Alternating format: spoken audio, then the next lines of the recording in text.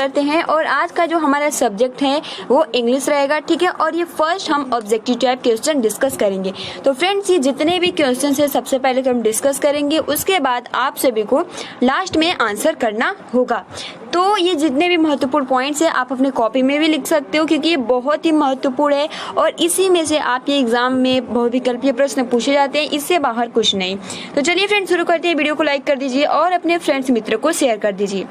तो देखिए, सबसे पहला जो आपका क्वेश्चन है कि which one is not in the simple visual ads. इसका मतलब क्या होता है? इसका मतलब होता है कि सिंपल विजुअल, यानी आप कह सकते हो सिंपल्स मतलब होता है साधारण, विजुअल मतलब होता है एड्स, ठीक है। मतलब कि वह कौन सा सिंपल्स यूजुअल एड्स है, कौन सा इसमें नहीं है। जैसे कि ऑप्शन में आप देख सकते हो ब्लैक बोर्ड, चाक बोर्ड, बुक्स, रेडियो, यानी कौन सा दृश्य हम नहीं देख सकते हैं। तो ब्लैक बोर्ड भी हम देखते हैं, चाक बोर्ड भी देखते हैं, बुक्स भी देखते हैं। जब रेडियो में कोई प्रसारण होता है तो हम नहीं देख सकते, तो इसलिए यहाँ पे ये नहीं होगा, ठीक है, रेडियो। अगला आपका क्वेश्चन है कि Who will be invented the bilingual method। देखिए, इन्वेंटेड मतलब होता है आविष्कार करना। और फ्रेंड, जैसे कि मैंने आप सभी को बताया भी था, जब हमने बाइलिंगुअल मेथड अप्रोच पढ़ा भी था, तो उसमें जो इसके आविष्कारक थे, अभी आप आंसर भी बहुत ही आसानी के साथ कर सकते हो। Doctor West, professor Ansoff, professor C.J. Dotson, doctor J.C. Agarwal.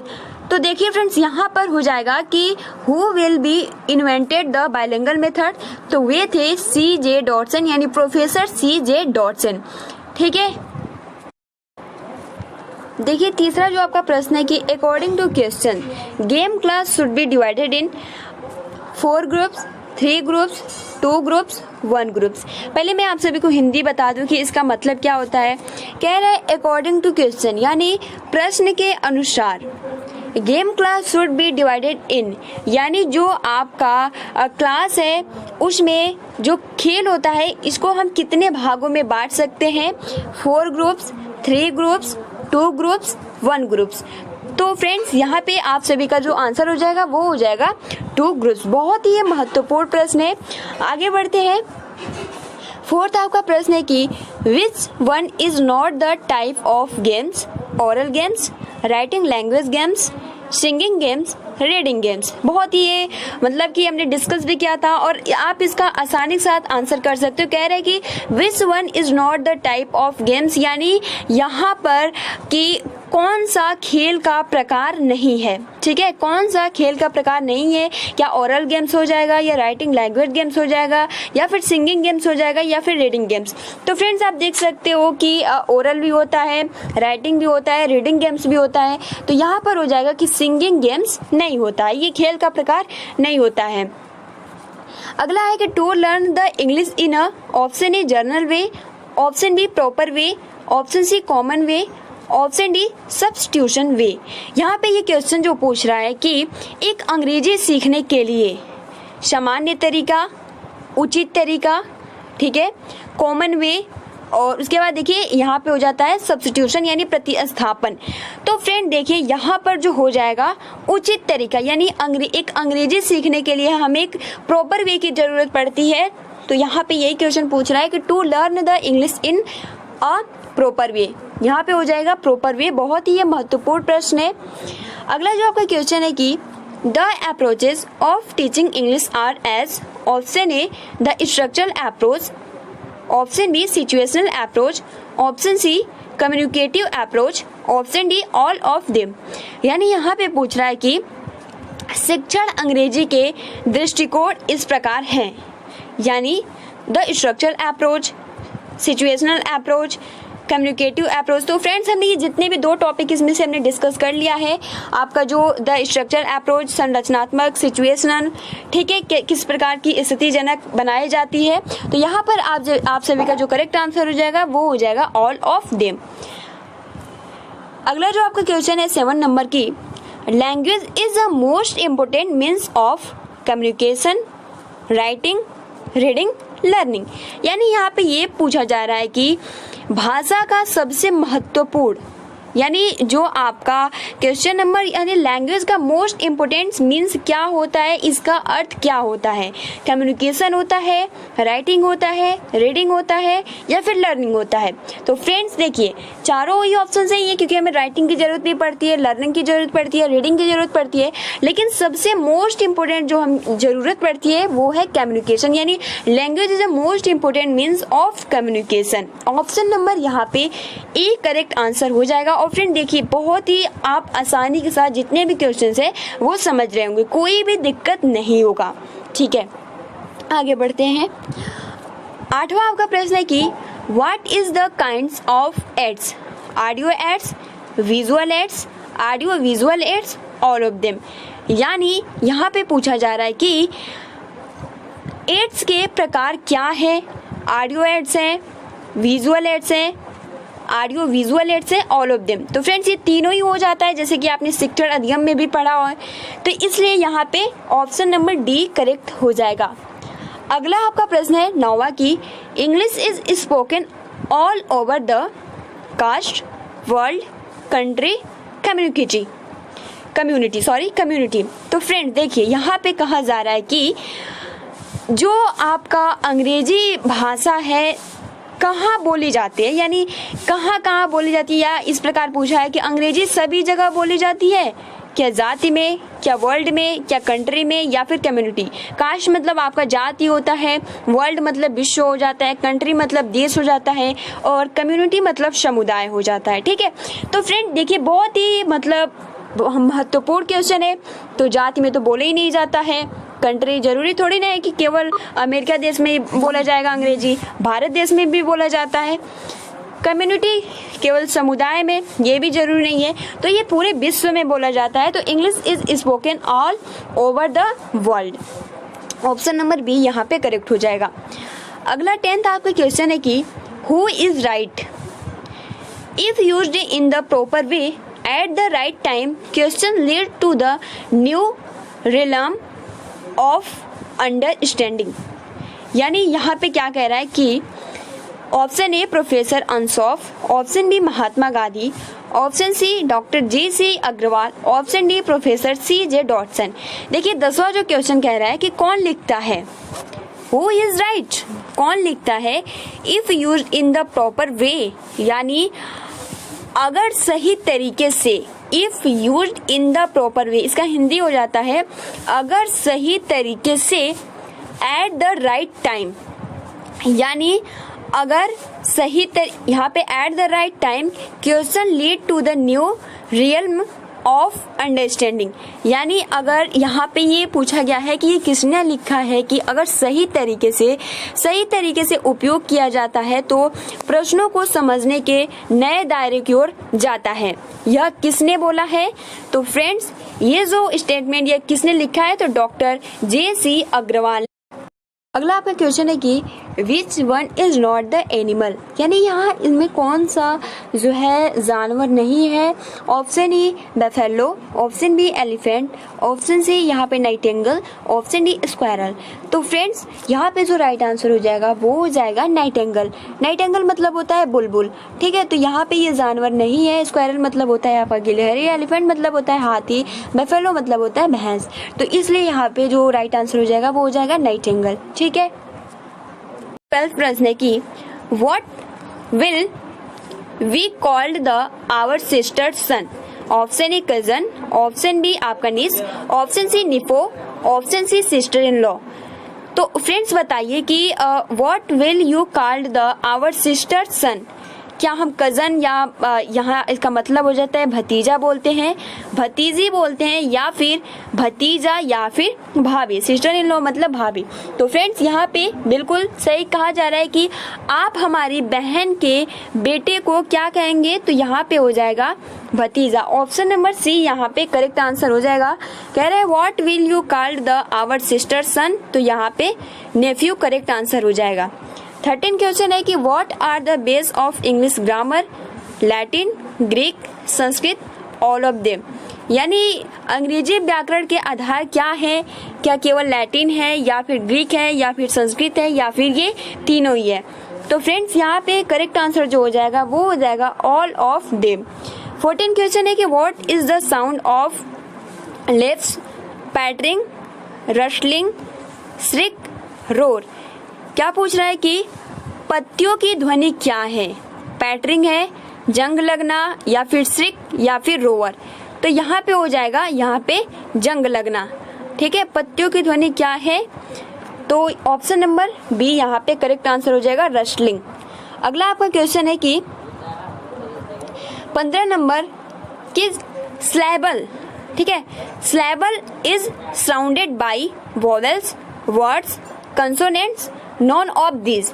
यानी यहाँ पे आपका पूछ रहा है जो कि जो आपका जो शब्दांश है वो घिरा हुआ है, यहाँ पे वोवेल्स हो जाएगा, वर्ड्स हो जाएगा, कंसोनेंट्स हो जाएगा, नॉन ऑफ दिस। तो फ्रेंड्स यहाँ पे आप सभी को पता है कंसोनेंट्स मतलब होता है व्यंजन, यानी जो आपका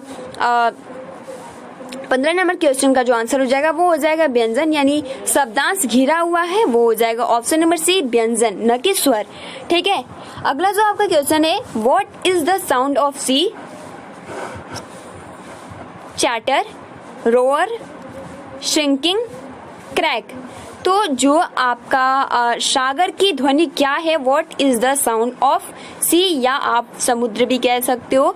तो सिंपल कि सागर की ध्वनि क्या होती है, चैटर होती है, रोवर होती है, श्रिंकिंग होती है, या क्रैक होता है। तो फ्रेंड देखिए यहाँ पे हो जाएगा रोवर। ठीक है, अगला जो आपका क्वेश्चन है कि विच sentences is not a negative sentence, I don't walk daily, Ramu was not going daily, Reena is my sister, Ajay is not a good boy. बहुत ही इजी क्वेश्चन है, इसका तो आंसर आप बहुत ही आसानी के साथ बता सकते हो। यहाँ पे ये पूछ रहा है कि कौन सा वाक्य एक नकारात्मक वाक्य नहीं है, यानी which sentences is not a negative sentence. यानी नेगेटिव सेंटेंस मतलब क्या होता है, नकारात्मक वाक्य। ठीक है, और यहाँ कह रहे हैं इज और नॉट मतलब नहीं, कौन सा ऐसा वाक्य है जो सकारात्मक वाक्य है, नकारात्मक वाक्य नहीं है। ऑप्शन जैसे आप देख सकते हो, आई डोंट वॉक डेली, यानी मैं रोजाना नहीं घूमता, तो ये तो नकारात्मक है। Ramu was not going Delhi, यानी रामू दिल्ली नहीं जा रहा था। उसके बाद रीना इज माई सिस्टर, जो रीना है मेरी बहन है। Ajay is not a good boy, यानी जो अजय है एक अच्छा लड़का नहीं है। तो फ्रेंड्स आप देख सकते हो यहाँ जो बोला जा रहा है रीना इज माई सिस्टर, तो ये आपका जो है अफर्मेटिव है, सिंपल है, नेगेटिव नहीं है। तो इसलिए ऑप्शन सी के साथ यहाँ पर करेक्ट आंसर हो जाएगा रीना इज माई सिस्टर। देखिए आपका 18 नंबर क्वेश्चन बोलता है कि which is not the imperative sentence, यानी यहाँ पर कौन सा इम्परेटिव सेंटेंस नहीं है। Option A, please give me that book, यानी इसका जो हिंदी हो जाता है कृपया मुझे वह पुस्तक दे। सेकंड जो क्वेश्चन जो आपका ऑप्शन है, गो टू योर स्कूल, यानी अपने स्कूल जाओ। उसके बाद देखिए see, you should not drink coffee, यानी आपको कॉफी नहीं पीनी चाहिए। लास्ट जो ऑप्शन कह रहा है, देखिए क्या कह रहा है कि I am going to market, मैं बाजार जा रहा हूँ। तो सिंपल है, ये इम्परेटिव सेंटेंस नहीं है, तो इसलिए यहाँ पे ये करेक्ट आंसर हो जाएगा ऑप्शन नंबर डी। 19 आपका क्वेश्चन कहता है कि which of the following not plural, teeth, feet, mouse, fingers, यानी यहाँ पे कौन से बहुवचन नहीं है। ठीक है, सिंगुलर होता है और प्लूरल होता है। तो यहाँ पे पूछ रहा है कि कौन सा मतलब कौन बहुवचन नहीं है, दांत, फिट, माउस, उंगलियां। तो आपत्तित बहुत सारे होते हैं, फिट बहुत सारे, उंगलियां भी बहुत सारी होती है। तो जो माउस होते हैं वो एक ही होते हैं। ठीक है, तो इसलिए यहाँ पे ये बहुवचन नहीं है। ऑप्शन नंबर सी यहाँ पे करेक्ट हो जाएगा। 20 आपका क्वेश्चन है कि what is the semicolon, option A, option B, option C, option D. देखिए फ्रेंड्स, मैंने हिंदी में आप सभी को बताया भी था, आप सभी का आंसर बिल्कुल इजी है और आप इसका आसानी के साथ आंसर कर सकते हो, कोई भी दिक्कत नहीं है। ठीक है, जैसे कह रहा है कि व्हाट इज सेमी कॉलन, जिसे हम हिंदी में क्या बोलते हैं, हिंदी में इसको हम अभी बोल रहे हो, देखिए आपका अर्ध विराम। ठीक है, सेमी कॉलन को हम अर्ध विराम कहते हैं, और जो आपका जैसे कि एक अर्ध विराम होता है और एक अल्प विराम होता है, तो उसमें बहुत ज्यादा डिफरेंट होता है। ठीक है, ठीक है। तो जो हम सेमीकोलन को हिंदी में बोलते हैं अर्धविराम और एक होता है अल्पविराम। तो जो आपका सेमीकोलन होता है वो इस तरीके से होता है और जो अल्पविराम होता है इस तरीके से। तो यहाँ पर option number A correct answer हो जाएगा सेमीकोलन। ठीक है। अगला जो आपका क्वेश्चन है कि व्हाट इज हाइफन, यानी हाइफन क्या है। Option A, option B, option C, option D. तो फ्रेंड्स यहाँ पे ऑप्शन नंबर ये भी हमने हिंदी में डिस्कस किया था। ठीक है, ये वाला चीज जिसे हम हाइफन कहते हैं। 22 आपका प्रश्न है कि आइडेंटिफाई द करेक्ट स्पेलिंग। यहाँ पे देखिए कि जो आपका सही वर्तनी की पहचान करे। आपका जो है ऑप्शन नंबर आपका जो संक्षिप्त लिखा है। अब संक्षिप्त का इंग्लिश क्या होता है, जैसे कि आप यहाँ देख सकते हो। अगला जैसे स्पेलिंग पे ध्यान देना है। जो स्पेलिंग है आपका एब्रिविएशन, एब्रिविएशन, अब्रिविएशन, एब्रिविएशन। तो आप देख सकते हो कि हम सब बोल रहे हैं तो जो हमारा उच्चारण होता है वो एक ही जैसे आता है, लेकिन जो सही बैठता है संक्षिप्त इसको हम कहते हैं। ठीक है, तो इसका जो हो जाएगा ऑप्शन नंबर यहाँ पे राइट हो जाएगा, वो हो जाएगा एब्रिविएशन। ठीक है, ABBREVATION। ठीक है, एब्रिविएशन। स्पेलिंग पे ज्यादा फोकस कीजिएगा। 23 आपका क्वेश्चन है कि write a sentence to show exclamation, यानी यहाँ पे कि विस्मयादि बोधक के लिए एक वाक्य लिखें। How sweet is Payal, weather is hot, Kajal is a brilliant student, I will go to school. तो यहाँ पे देखिए, यहाँ पे क्या पहला कह रहा है कि पायल कितनी प्यारी है, हाउ स्वीट इज पायल। तो यहाँ पे क्या बताना है कि विस्मयादि बोधक के लिए एक वाक्य बताना है।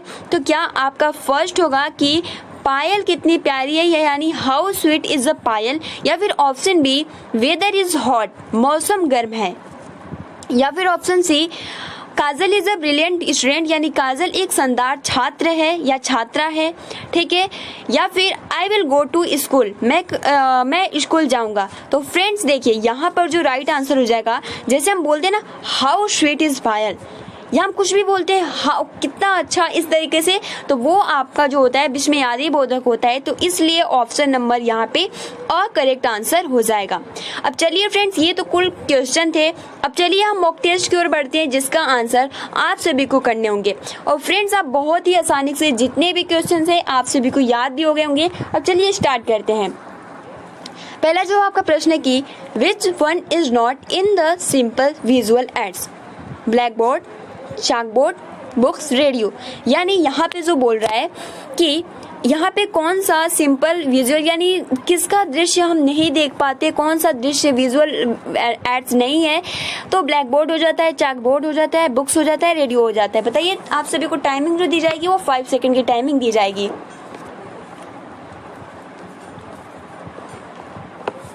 बिल्कुल सही फ्रेंड्स, आप सभी के आंसर बिल्कुल सही आ रहे हैं। यहाँ पे हो जाएगा रेडियो। सेकंड आपका क्वेश्चन है कि who will be invented the bilingual method, doctor West, professor ऑनसॉफ, CJ डॉटसन, J.C. अग्रवाल। बताइए, और ये भी बताना है डॉक्टर वेस्ट किसके इन्वेंटेड है।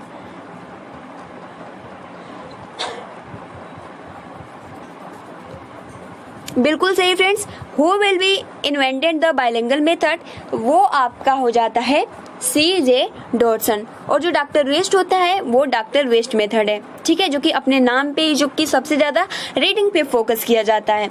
अगला आपका क्वेश्चन है कि according to question games class should be divided in 4 groups, 3 groups, 2 groups, 1 groups. यानी यहाँ पे कहा जा रहा है क्वेश्चन के अनुसार जो आपका क्लास है गेम को कितने भागों में बांटना चाहिए, क्लास में जो भी गेम होता है उसको कितने भागों में बांटना चाहिए, 4 ग्रुप्स में, यानी 4 ग्रुप्स में, 3 ग्रुप्स में, 2 ग्रुप्स में, 1 ग्रुप्स में। तो बताइए फ्रेंड्स इसका आंसर क्या होगा।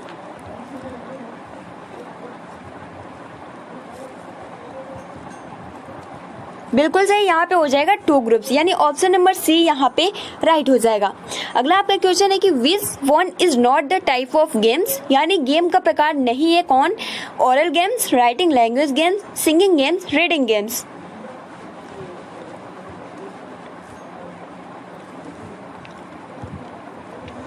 तो फ्रेंड देखिए यहाँ पर बिल्कुल सही, यहाँ पे जो करेक्ट आंसर हो जाएगा वो हो जाएगा सिंगिंग गेम्स।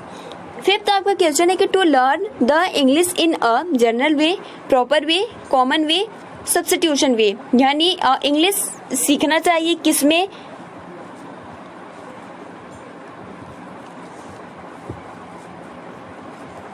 बिल्कुल सही फ्रेंड्स, यहाँ पे हो जाएगा proper way, option number B यहाँ पे राइट हो जाएगा। 6 आपका क्वेश्चन है कि the approaches of teaching English are as, option B the structural approach, option B situational approach, option C communicative approach, option D all of them.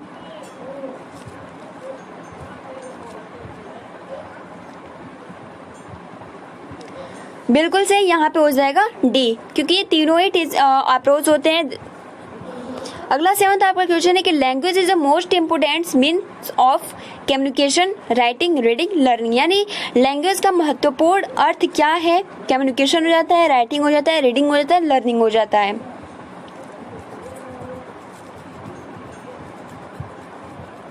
और friends video पसंद आई तो लाइक भी कर दीजिए करें। तो फ्रेंड देखिए यहाँ पे हो जाएगा आप सभी का कम्युनिकेशन, क्योंकि language is the most important means of जो होता है वो होता है कम्युनिकेशन। ठीक है, कम्युनिकेशन मतलब क्या होता है आपका, तो वो होता है आपका संचार। अगला जो आपका है कि what is the kinds of aids, यानी यहाँ पे कौन कौन से आपके जो एड्स होते हैं, ठीक है, एड्स के प्रकार हैं कौन कौन से, audio aids, visual aids, audio visual aids, all of them.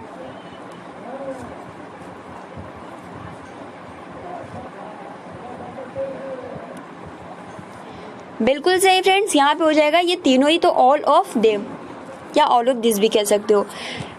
Question number 9 है कि English is spoken all over the caste, world, country, community, यानी इंग्लिश बोली जाती है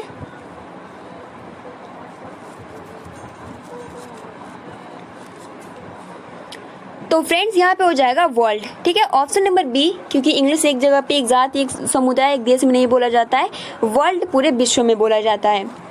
तभी तो हमने कल डिस्कस भी किया था ना, जो कि आपका कौन सा मेथड हमने डिस्कस किया था, डॉक्टर वेस्ट मेथड, जिसमें ये बोला गया था कि जो इंग्लिश का इम्पोर्टेंस है इतना ज़्यादा है कि हम किसी भी अंतर्राष्ट्रीय जो आपका ब्रदरहुड होता है, भाईचारा, हम संबंध बना सकते हैं, रिलेशन बना सकते हैं, वो कौन सा भाषा है, कौन सा कम्युनिकेट, कौन सा लैंग्वेज है, तो वो आपका इंग्लिश हो जाता है। तो इसलिए English is spoken all over the world. ठीक है, 10th आपका क्वेश्चन है कि who is right if used in the proper way at the right time, question leads to the new realm of understanding, यानी प्रोफेसर अनसॉप, यानी किसने ये लिखा है, पूरा स्टेटमेंट है, महात्मा गांधी, डॉक्टर जे.सी. अग्रवाल या फिर प्रोफेसर C.J. डॉटसन। मतलब इसका जो हिंदी हो जाएगा, अगर सही तरीके से यानी अगर सही तरीके से इसका उपयोग किया जाता है समय का भी, तो प्रश्नों को समझने के लिए नए दायरे की ओर आ जाता है या जाता है। तो फ्रेंड बताइए, बिल्कुल सही, यहाँ पे हो जाएगा ऑप्शन नंबर, आंसर तो आप सभी को दिख ही रहा है। ठीक है, सी हो जाएगा, ऑप्शन नंबर सी। अगला आपका क्वेश्चन है कि अगला आपका प्रश्न है कि which one is not animal, buffalo, elephant, Nightingale, squirrel.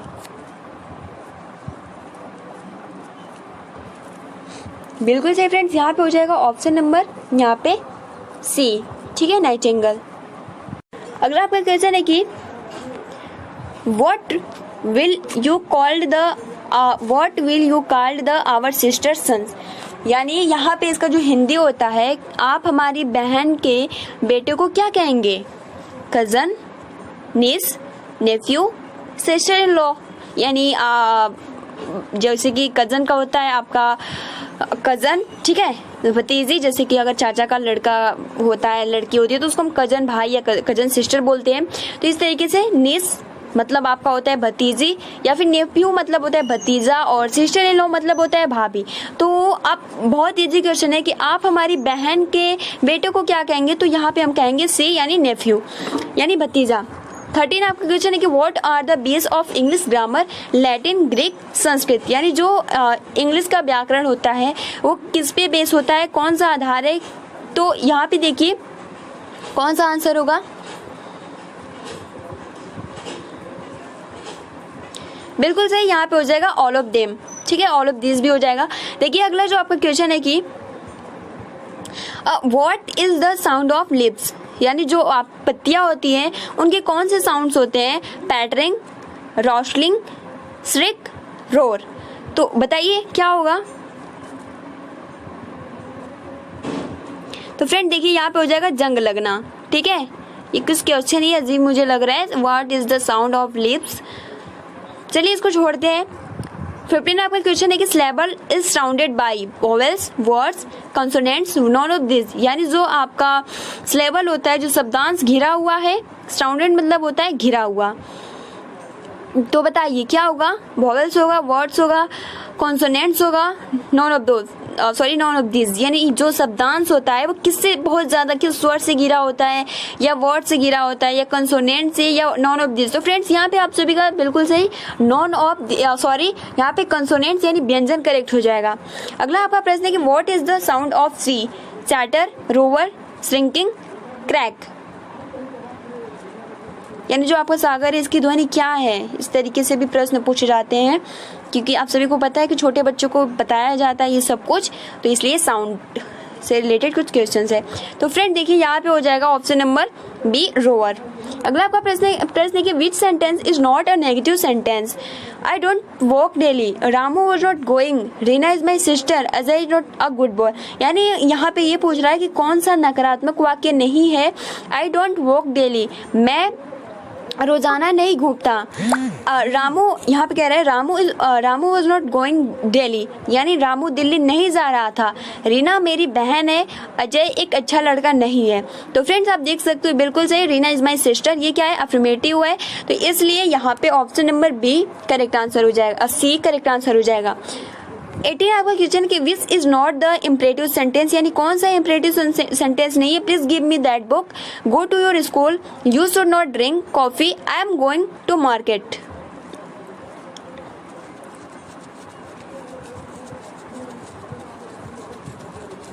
बिल्कुल सही फ्रेंड्स, यहाँ पे हो जाएगा कि आपका जो इम्परेटिव सेंटेंस नहीं है, ये जो आपका डी है, I am going to market. तो आप सेंटेंस ही देख सकते हो। तो फ्रेंड्स यहाँ पे हो जाएगा ऑप्शन नंबर डी।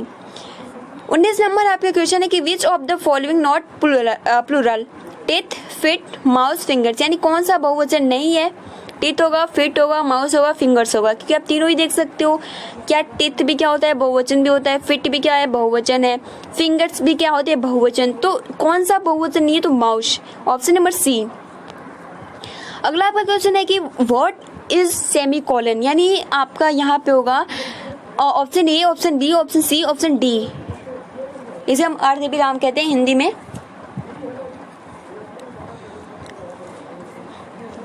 तो फ्रेंड देखिए यहाँ पे हो जाएगा ऑप्शन नंबर ए। ठीक है, ये वाला करेक्ट आंसर हो जाएगा। अगला आपका क्वेश्चन है कि what is hyphen. A, B, C, D. तो इसको हम हाइफन बोलते हैं। ठीक है, ये वाला जो होता है हाइफन। अगला आपका क्वेश्चन है कि 22 की identify the correct spelling. Abbreviation, देखिए हम जब बोलते हैं तो एक ही जैसे सेंटेंस आप सभी को सुनाई देगा, बट स्पेलिंग की ज़्यादा फोकस करना है। Abbreviation, abbreviation, abbreviation, abbreviation. तो बताइए यहाँ पे कौन सा करेक्ट आंसर होगा।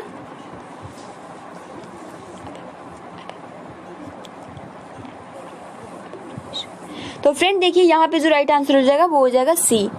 ठीक है, लास्ट आज का प्रश्न है कि write a sentence to show आपका एक्सक्लेमेशन।